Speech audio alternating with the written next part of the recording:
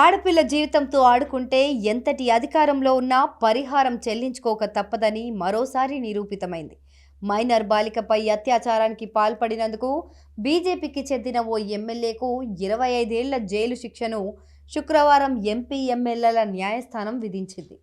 ఉత్తరప్రదేశ్లోని దుద్ది అసెంబ్లీ నియోజకవర్గానికి చెందిన గిరిజన ఎమ్మెల్యే రామదులారే గోండ్ 2014 నవంబర్ 4న ఓ మైనర్ బాలికపై అత్యాచారానికి పాల్పడ్డాడు. దీంతో ఆమె కుటుంబ సభ్యులు అతనిపై మయోర్పూర్ పోలీస్ స్టేషన్లో ఫిర్యాదు చేశారు. ఫిర్యాదుపై పోలీసులు కేసు నమోదు చేశారు.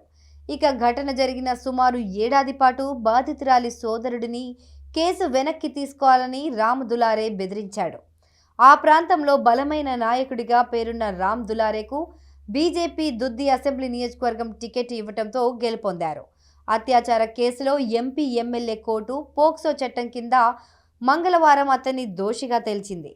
సోనభద్ర ఎంపీ ఎమ్మెల్యే కోర్టు అదనపు జిల్లా సెషన్స్ జడ్జి అస్హన్ ఉల్లా ఖాన్ ఎమ్మెల్యే రామ్ దులార్కు 25 ఏళ్ల జైలు శిక్ష, 10 లక్షల జరిమానా విధించారు. 10 లక్షల జరిమానా అత్యాచార బాధితురాలకు అప్పగించాలని కోర్టు ఆదేశించింది. 9 ఏళ్ల పాటు పోరాడిన అత్యాచార బాధితురాలి కుటుంబం ఈ తీర్పుపై ఆనందం వ్యక్తం చేసింది. దీంతో రామ్ దులారేపై బీజేపీ పార్టీ అనర్హత వేటు వేసింది. అధికార బీజేపీ పార్టీ రామ్ దులారే చేసిన నిర్వాకం వల్ల ప్రతిపక్షాల విమర్శలకు గురికాక తప్పదని పార్టీ వర్గాలు చర్చించుకుంటున్నాయి.